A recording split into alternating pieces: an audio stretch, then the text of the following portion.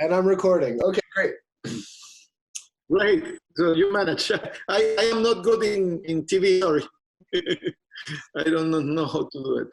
No problem. Okay, so I'm going to go ahead and start. Hey, everybody.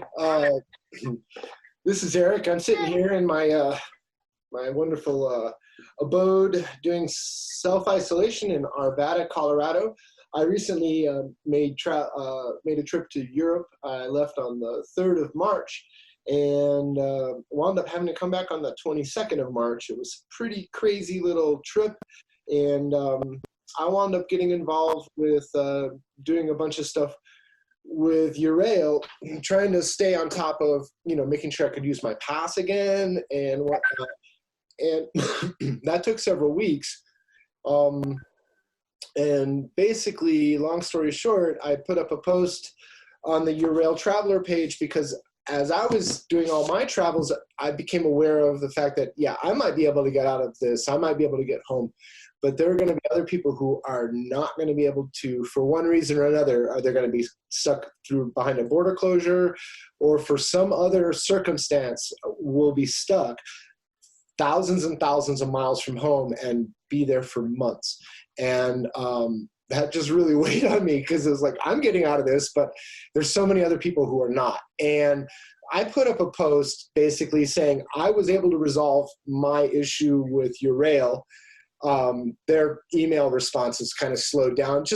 I don't think anybody's going in the office, but I was able to get through to them and get resolution on my pass. I'll get another pass I can use later, and I'm pretty happy with that. But I put a post up on the Eurail user group saying, basically I figured my stuff out, and if anybody else had any issues, please reach out to me. Maybe there was something I could do to help. And I saw a post from Miguel Rendon, I think yesterday, saying basically he was one of those people that was in a bad situation and laid out a bunch of stuff for me to just basically told me about his situation, and it was pretty powerful. Like I'm pretty blown away by the circumstance that you find yourself in, and I really want to hear your story personally. We talked a little bit, but I really haven't had a chance to hear from you directly about all these things. I've just kind of seen some of your posts, and I know you're traveling with your family. You're from Ecuador. That's about all I know. So, Miguel, can you tell me a little bit about yourself and, where you're from, kind of how you find yourself, what you do, and then what got you into Europe, and now what situation you find yourself in? Sure. I find out the way that the camera don't move. If you put silence to the microphone, then I don't interrupt your conversation, and you don't. And when I talk, well, basically, I'm not used to cameras and all these things, so I'm sorry for your audience in your channel. Thanks for Eric taking care of my history. I'm not good with history, but this was my. I have a coffee company in Ecuador, Guatemala, Nicaragua, Peru, Bolivia, and we work with small producers, connecting producers with consumers. So I love coffee, and I drink a lot of coffee, and please drink coffee, your audience, to help the small producers. So I was in my 20-year trip, wedding vacation trip, but I always working my trips. So I was going to the Paris Coffee Festival. Yes. I was going to... We need to pause for just a second. For some reason, your video is not coming through. It comes through now, but one second. Just give me a second. Don't worry. Do you have my video? I do now. Try it again. Okay. So basically, my history is. There we go. You have to.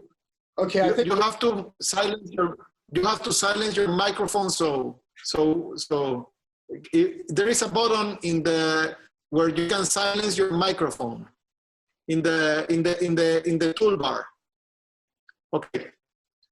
Okay, perfect. So basically my history is a really quick history. I work in a coffee company. We connect small producers with consumers to help thousands of farmers.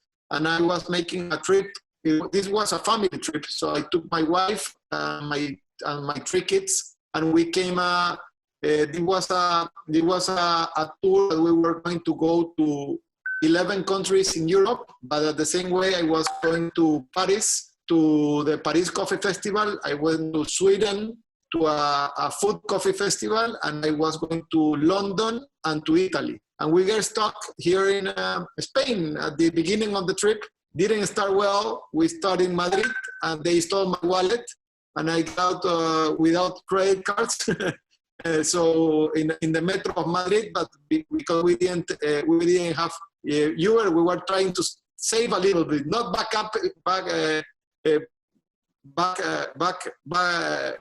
not backers trip, but not to spend too much because it was a long trip.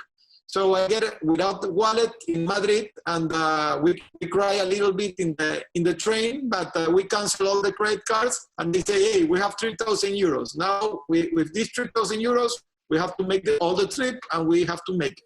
So, and I have the numbers of the credit cards of my general manager in Ecuador. She helped me paying some things, but we have to accommodate. So then I have to buy all the train, all the tour of the train for 11 countries. So we look and we see Eurail, Interrail is the best option. All my family have German passports. I have only Ecuadorian passport. So I buy Eurail and I buy Interrail for all my family because they are German. They have the German passport. So basically, we start the trip. They stole my wallet in Madrid. So we have to make it without a lot of money. You know, we have to save and everything to make it without a lot of money. So basically, is recording it now? Now you're in mute mode. Yeah. I'm not getting any video for some strange reason. Let's see. Oh, now I'm getting video. There we go. Perfect. Let's continue. So basically, when they stole my wallet, we say we have to save and make it very efficient the trip. And so we instead of going to Airbnbs and things, I start connecting my friends in Europe so I can stay in their home. So we went to Barcelona, and we were in Barcelona in a friend's house, starting the trip in Barcelona. And then the coronavirus start and everybody gets freaked. My friends say, hey, be careful, cancel your trip. And I say, I'm not canceling the trip. I have the Paris Coffee Festival. I have the London Coffee Festival. I have the Sweden that my friend was in Sweden. And I have a German. So I decide to go to buy the Eurail tickets because I tried to buy it online, but they say they have to mail it to me. So I didn't have another where to mail it. And I didn't have money, and so I say where I can buy it, and I check in the Eurail Interrail page, and they say go to the ticket office in Chamartín in Madrid. So I took the metro, I bought the metro, I went with my older kid. He say, hey, the Chamartín is next to the Real Madrid soccer stadium. So I say, I pay you to the soccer stadium of Real Madrid entrance if you come to me to buy the ticket.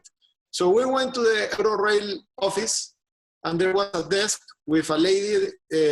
So we make the line, and the lady say, hey, I work for Eurail, Interrail, but many other companies. So basically, but they say, it says, here's the only place I can buy tickets for Eurail, Interrail. It say, okay, make the line. So I make the line, I went to the guy. The guy was very rude, a little, like I'm Latin, so a little racist to me, but I don't care, I can manage it. So he said, why you want to travel? This is a little, it can get complicated because I need to get out of Spain. I need at least to get to France or to get to Germany. I have this, okay. So he print the tickets, he buy the ticket. We used the credit card of my general manager, and my wife's father have an extension of credit card because I didn't have credit card anymore. So we have my father-in-law, he's a coffee producer in Guatemala. We use a part of his credit card. So we pay all the tickets, because with that ticket you can travel with 1 month. You can travel all Europe with the ticket, just paying the reservations. It was the best thing that we can do. What was the date that you? No? What date did you purchase the your tickets? When did you purchase your tickets? That was March 8th. We arrived in Europe March 6th. So we took 2 days to decide what to do, and we bought the ticket on March 8th. So now, I traveled to Ljubljana from Amsterdam on the 8th of March overnight, and they wouldn't let me go to Italy, but there was no restrictions going to Spain or France or anywhere else. So only Italy at that time. So please. Yes. We were going to go to Italy because we have some friends in Italy that can had us, but we decided no Italy because everything was starting. So we say, okay, we change. I will send you the itinerary so you can see it later. So we say, let's skip Italy. Let's do France. I'm Catholic, so let's say, let's go to the Virgin of Lourdes, to France, and let's go to then we go up to Germany, then we go to Sweden, then we go to England, then we come back. So it was a very, very beautiful trip. But we have to make it without a lot of money, because without credit cards, it start to being a challenge. And I didn't have a wallet, but the wallet appeared in the metro. A good people give back the wallet in the metro of Madrid. I don't know how, but I did have to cancel my credit card because the store have the wallet 2 days. So they took all the money of the wallet. Thanks God, I have only $300 in the wallet. All the euros, my wife have it. So thanks God, we move forward. So we decided to leave Barcelona because, my friend was getting a little, like, you can contaminate us. And my friend in Barcelona was like, you may have to leave. It's my friend since I have 3 years. So I say, he's getting freak. His wife is from England. And they have all people he has the mother of his wife. So I say, okay, we leave. We leave. We don't want to complicate anybody. No? But we were already in a risky situation without credit cards, with only 3,000 euros for 1 month trip. And what we do? So we decide to go from Madrid. We decide to go to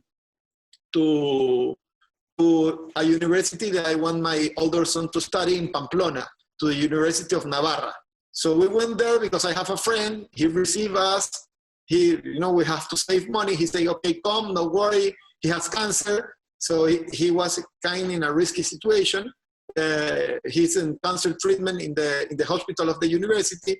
So I say, look, we are kind of risky for you, so we gotta leave. Where we should go? We are in Pamplona. He said, go to San Sebastian. San Sebastian is very beautiful. Go to San Sebastian. San Sebastian is in the border of France, and we can find a cheap place for you. So thanks God we came to San Sebastian. We arrived in San Sebastian. I paid 1 day Airbnb. 2 days Airbnb, and everything. This was March 12, March 14, something like that. No, March 12, I think, 11, something. I can check the dates later. So we came to San Sebastian, where we are now, and the guy was very nice. The owner of this apartment where we are, it was an Airbnb rented, and we explained him this situation. He lowered the rate from $200 to $50 for us per night. So I say, great, there is humanity, there is good people, and what you are going to do? And I say, look, I need to move forward. We need to go, at least we are going Virgin of Lourdes to pray a little bit, say what we do. Because we were a little risky, and he said, why you don't go? Ecuador was blocked. Then Ecuador was already blocked. They closed the airports of Ecuador. so I couldn't get back to Ecuador. So basically, so at this point, I think you're saying about March 12th, March 13th, you find out that the borders for Ecuador are closed. And Ecuador was closed. So was no option to go back to Ecuador anymore. So the ambassador of Ecuador, I talked to him and he said, look, Ecuador is closed. Ecuador was one of the first countries that was closed in Latin America because it was getting complicated. So I say, what we do? Let's go to play for Ecuador. So Lourdes is 2 hours from here, but we decided to go to cross the train because it was cheaper, and we have the Eurail, Eurail pass. So we say, let's cross to Biarritz in France. So we cross the border, we get to Biarritz, and then we try to check to do it by train from Biarritz to Lourdes. And then in France, everything started to freaking out. So no trains in France. And I say, what we do? We're in France, we don't speak French. Everything was getting complicated. And so I rent a car with the credit card of my friend-in-law. It's the first time in 20 years I use it. I have never used it. So we rent a car and we went to Lourdes. It was 3 hours to Lourdes. We prayed. When we arrived to Lourdes, okay, they canceled the first Airbnb. Then they canceled the second Airbnb. Then they canceled the third Airbnb. And after the 5 Airbnb canceled, 11 o'clock in the night, raining, Lourdes was like a ghost town. Lourdes was like a ghost town. I get freaked out. So I say, what do we do? And I call a friend in England, and he said, come to England. England is going to be okay. The president of England is saying that everything is free here. Come to England. Take a train to Paris. Take the train to England. Come here. And I can receive you with the family. And I say, kind of risky because my ticket is from Ecuador, and they may open the airports. My ticket is from Spain. I don't have money. So I say, what do we do? What do we do? So what we decide to do is we decide to, I call the friend of the Airbnb and I say, can you give me a good rate for the Airbnb? And my friend say, hey, everything's getting closed in Spain. Cross the border because the borders are going to get closed in Spain now. Cross the border and try to sleep in the car in France. Try to do what you do and cross the border because they cross the border as soon as you can. But I say, I don't have money. I'm using the credit card of my father-in-law. If I cross the border with the card of my father-in-law, they would charge an extra, like $600 because of the giving. So we decided to contract on the rental car. Yeah, man. Exactly. So we decide to drive very fast. Thanks God I get confession in Lourdes, and we get a mass when we arrive to the Virgin, and then we decide to drive fast to Biarritz. We give the car back. We leave the kids in the train station of Biarritz, but now the train station was closed. So we have to move to another train station, a private train station that is called Amara, that the Eurail ticket doesn't work. And we cross, and when we cross, we pay for those train tickets. It was €6 per person. Now I never in my life count every euro or every dollar. Now I was counting because, hey, the money was now 1,700 euros. So I say, I have to leave. So we cross, and they cross the border 1 hour after we cross to Spain. So I get to Spain, and I say, thanks God we're in Spain. Thanks God we cross. Then the police was closing the border actually when we were there. So I say, let me call the guy of the Airbnb. So I call Santiago. Santiago is one of the guys that is in the videos. And Santiago say, come to my Airbnb, stay 15 days. I don't charge you. Don't worry. Oh my gosh, really? And I say, thanks God, Santiago. This is where we are now, 25 days, not 15 days. No? So Santiago say, so that's humanity, no? So Santiago say, don't worry, stay in my place, get in my Airbnb. And he was taking a big risk because every police was getting worried. They closed. Now all the hotel, all the hostels, all the Airbnbs were closed for any international people in Spain. Spain was getting very complicated. Spain was getting very complicated because it was the second country after Italy. So everybody was saying, what we do? So basically, we have been trying to be a father again, because I did work the last 20 years, and I wasn't a good father with my older kid. I wasn't a good father with my second 14-year-old kid. And I tried to become, you say, we're here, we have to have a family.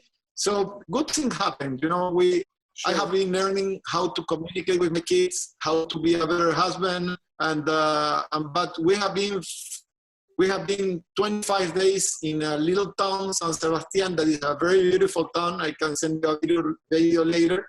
Santiago take care of us every week. He come here, he asks us, he bring a bottle of wine. He say, don't worry, we will you can stay as long as you want, but you know, we don't want to abuse. He was here on Sunday. He come every Sunday to check us. And I imagine also to check a little bit his apartment, you know, but because we're a lot of people in his place. But thanks God, everything was good. We have a flight for the 1st of May.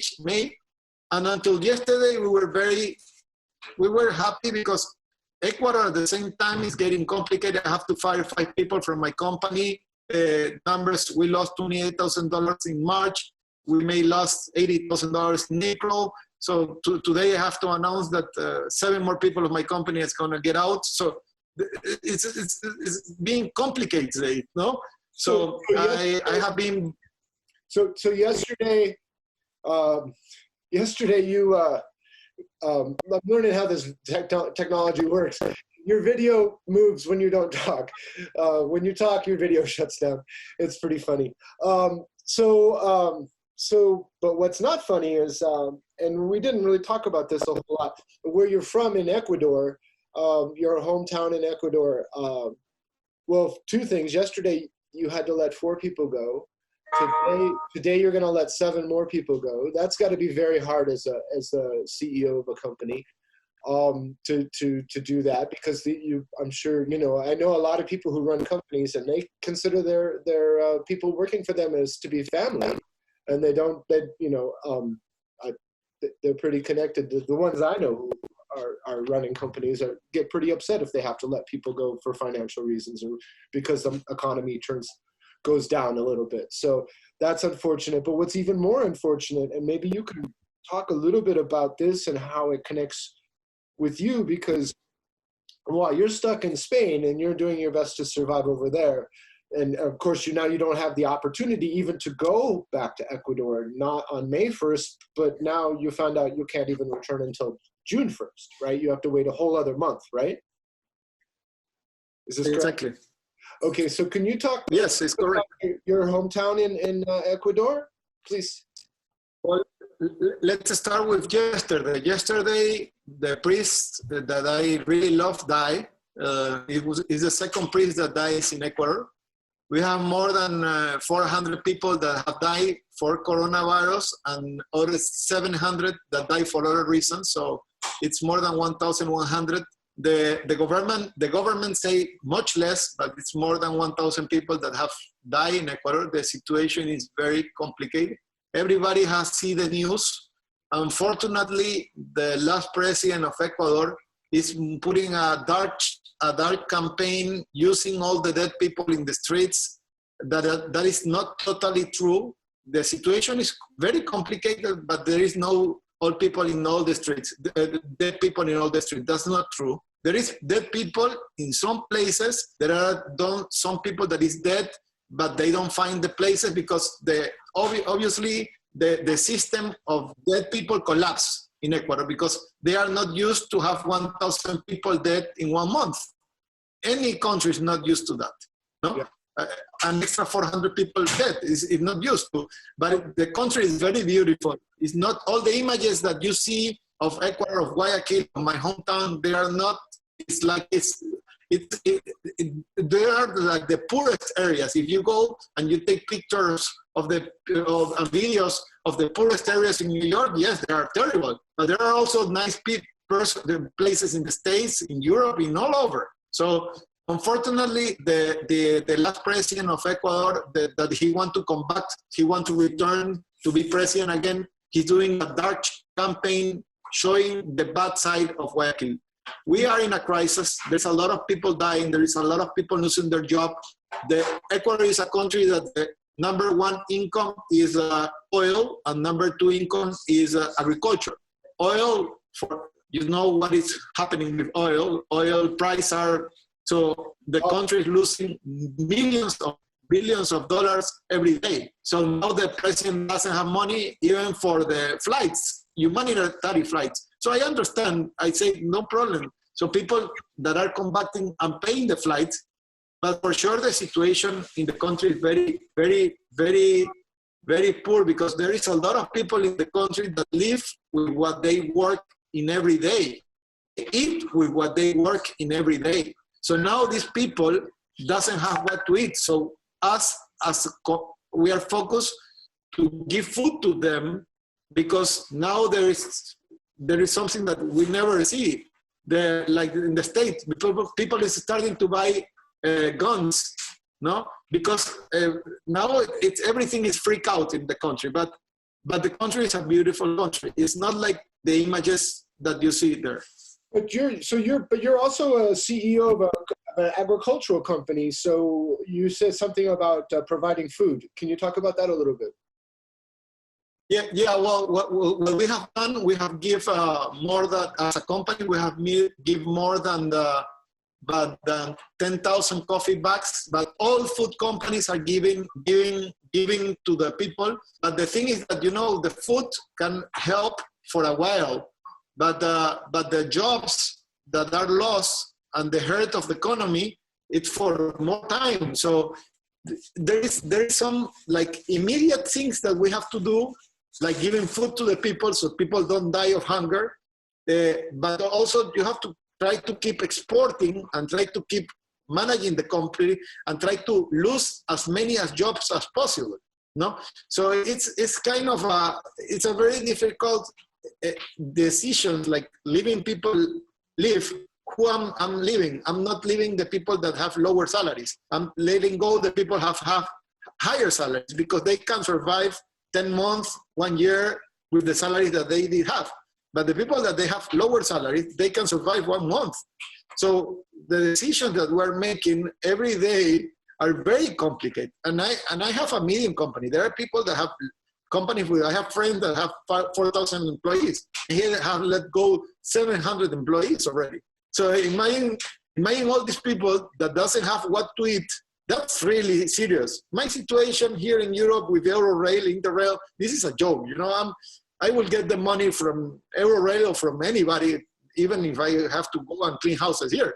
But my people in my country, they really are in problems. There is a lot of people that they don't have what to eat, and they cannot get out of their house, and the sanitary system is complicated. So that's another topic. I am not from Ecuador. I'm not a politician, and I cannot talk about my country. What I can say to the world through your YouTube channel, that Ecuador is a beautiful country to travel.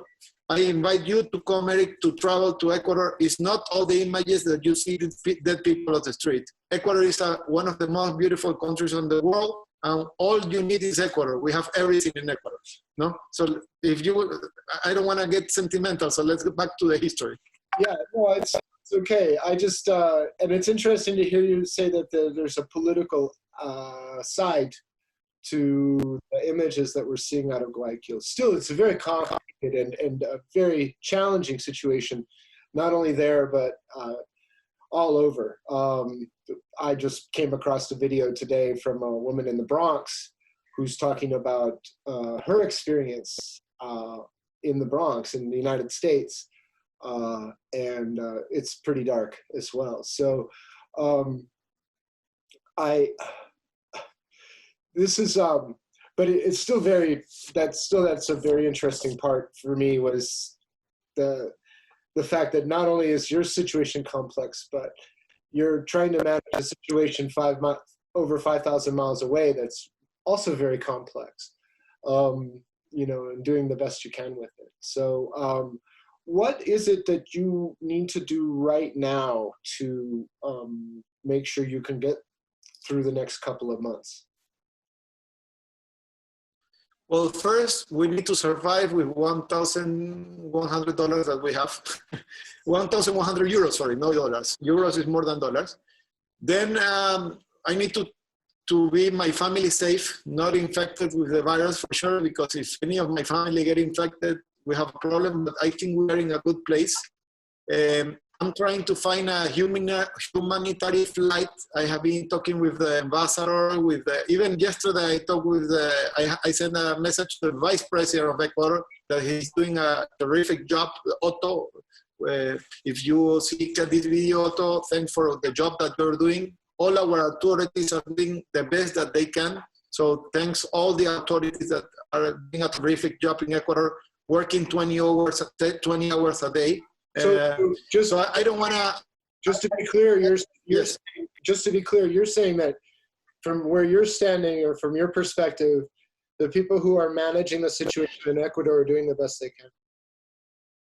They are doing a terrific job.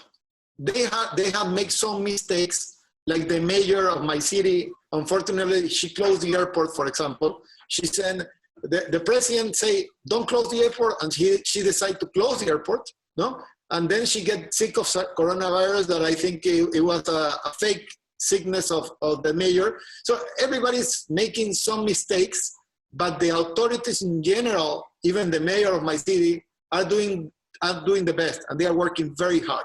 All the authorities in Ecuador are working very hard. So I cannot complain to any authority of my country.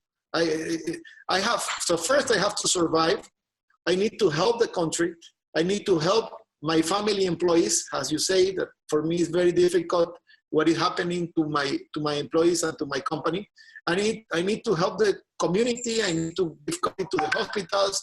I need to give coffee to the police people that is working the street. So because in June, July, it's going to become a security problem because the people that don't have to eat, they go to the street to do whatever they do, whatever they need to feed the family. So in my case, I'm ready to clean houses to feed my family, or my son can clean houses here to feed my family. But in my country, there is people that, because they are so poor and the situation can get so complicated that they may have to rob to eat. I hope they don't do it, no? But that's a problem that's going to come in my country. So the delinquency. So I want to come back as soon as possible to help the country as much as I can, and I want to put my family at home because I have been in a not my bed, in a not my room, but I think our situation is very unfortunate compared to other situations. So for me, going back to Interrail and Eurail, what I'm trying to get is just a refund, because the government say you have to get refund of everything that you pay and you didn't use. So I just want to get a refund on my 1 month global. So I have two objectives with this interview. One, if maybe a person see your YouTube channel and say, hey, I send you a private plane so you can go back to Ecuador and save lives. I'm not doing that. At least I'm doing the best to save jobs and to produce more coffee and good high quality specialty coffee. We work in specialty coffee. But my real focus of the interview is, people have to be humanitarian. People in this crisis cannot be not humanitarian. And, I know the people of Interrail are busy. I know the people of Eurail, but they are working at their home. They don't see what is happening in Ecuador. They don't see what is happening in India now, or what is happening in Africa. And if they see a family with 2 little kids, like my wife, and they see the least thing that they can do is do a quick refund so that people can at least help in something humanitarian. I think you get your money like 4 weeks later. You get your money because you're very smart, you know media, you know things, you know how to manage. I don't know how to manage media, but at least you're helping me. You're being humanitarian. So my only request through this video is people have to be humanitarian, have to help. Cannot answer like, I have a lot of, if you see the Eurail Facebook, I have a lot of answers. I'm sorry, you have the rules. This is the rule. There is no rules for this crisis. That's true. You have to understand every situation. That's true. The solution that they did for me is not in any of the policies. And I had to ask the right people, and I had to be patient. So I totally understand where you're at. And not only will I take this video, publish it, and we'll put it up on my YouTube channel, but we'll put it up on the Eurail page as well. I do believe that they are doing the best they can at Eurail right now. I honestly believe that. I don't think that they, I mentioned to them about 4 weeks ago that there would be, I didn't really say it was their responsibility, but I did suggest that there was an obligation of Eurail on the level that there were going to be a lot of travelers that were going to wind up stranded. And that this was something that they had never really had any plan to deal with, and that at the very minimum, they could pay attention to the social media channels and watch for people who were having trouble and see what they could do on a case-by-case basis. And again, they're so overwhelmed. Like, you just have to reach out to the right person directly, because I don't think their offices are open. I honestly don't believe anybody's going in the office or working on the email, because from the response I'm seeing, they're just not responding to emails at all. And I don't think that that's really I think with what's going on, that's sort of understandable, but that doesn't change your situation, and it doesn't change where you're at. So here's what we'll do is we'll put this video up, and then we're going to check back in with you in a few days.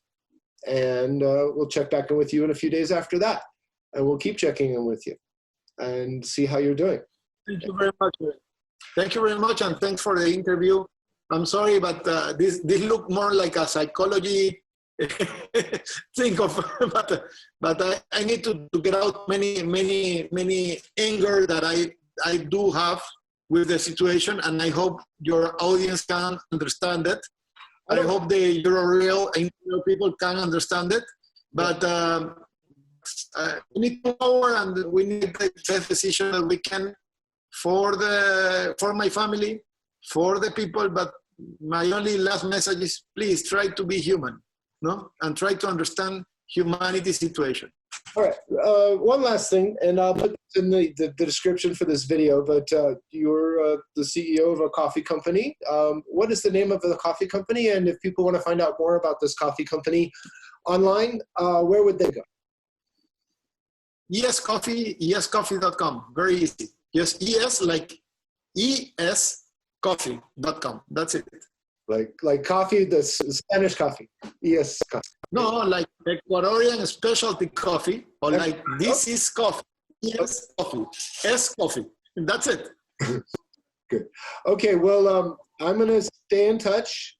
We'll stay in touch, and we'll do another video in a few days. Thank you very much. Thanks, Eric. Thanks a lot, and thanks for your audience. Big hug. You're welcome. Take time. Take care of yourself, and you have a lovely family.